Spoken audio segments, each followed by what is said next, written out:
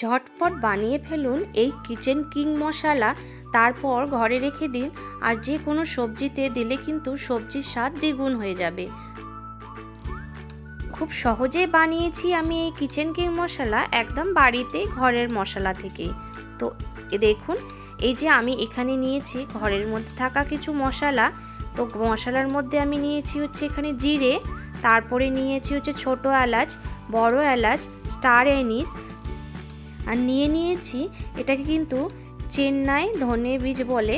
এটা কিন্তু ওই যে গোলমরিচ আছে সেই গোলমরিচেরই কিন্তু খোল মনে হয়।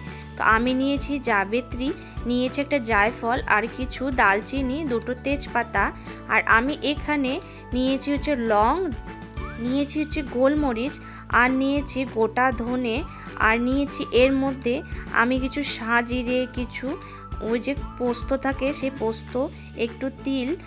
এটাকে এখন সুন্দর করে হাত দিয়ে মিক্স করে নেব।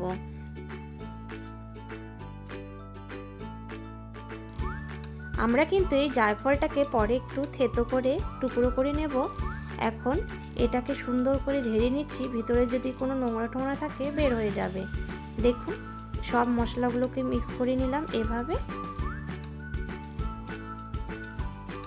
গ্যাস জ্বালিয়ে একটা কড়াই বসিয়ে দেব।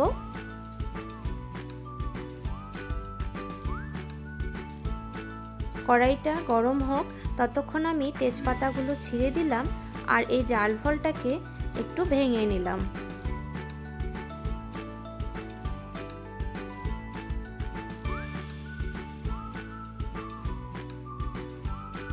কড়াইটা একটু গরম হয়ে এলে আমরা মশলাগুলো এখানে ঢেলে দেব, আর এটাকে একটু কম আঁচের মধ্যে সুন্দর করে রোস্ট করে নেব। এটা কিন্তু পুরোপুরি ভাজা যাবে না, এটাকে শুধু আমরা একটু ক্রিস্পি করে নেব। তাহলে মিক্সারে যখন এটাকে পিষবো তখন কিন্তু পাউডারটা একদম সুন্দর মসৃণ হবে, এটাতে কোনো দানা দানা থাকবে না। তো এটাকে শুধু একটু রোস্ট করে নেব।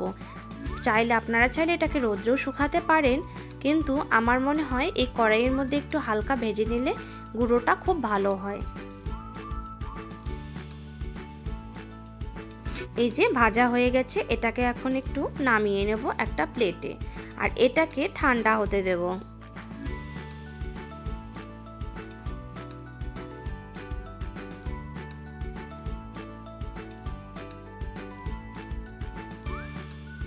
এটা দিয়ে কিন্তু খুব সুন্দর গন্ধ বেরোচ্ছে। এই যে এটা কিন্তু ঠান্ডা হয়ে গেছে। এখন একটা মিক্সচারের মধ্যে দিয়ে দেব এই মশলাগুলো সবগুলোই ঢেলে। আপনারা চাইলে বড় মিক্সচারও নিতে পারেন, আমার এই ছোট মিক্সচারটাতে সব মশলাগুলো এসে যাবে, তাই আমি এই ছোট মিক্সচারটাতেই দেব। আর এই ছোট মিক্সচারটাই কিন্তু গুঁড়ো খুব ভালো হয়, তাই আমি এই ছোট মিক্সচারটাই ব্যবহার করব।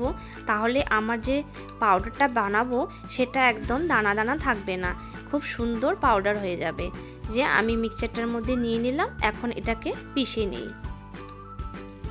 এই যে সুন্দর করে পিষে নেওয়া হয়ে গেছে। এই মশলাটা কিন্তু আপনারা 1 মাস 2 মাস আরামসে ব্যবহার করতে পারেন, এটা কিন্তু খুব তাড়াতাড়ি খারাপ হয় না। তো আপনারা বাড়িতে বানিয়ে রাখুন, আর সবজির মধ্যে যখন দেবেন এই সবজির স্বাদ কিন্তু খুব দ্বিগুণ হয়ে যাবে। এটার গন্ধ আর ফ্লেভার এত সুন্দর আপনাকে বলে বোঝাতে পারবো না। আমার এই মশলার রেসিপিটা আপনার কেমন লাগলো কমেন্টে অবশ্যই জানাবেন, আর আমার চ্যানেলটাকে একটা লাইক আর একটা সাবস্ক্রাইব করে রাখবেন।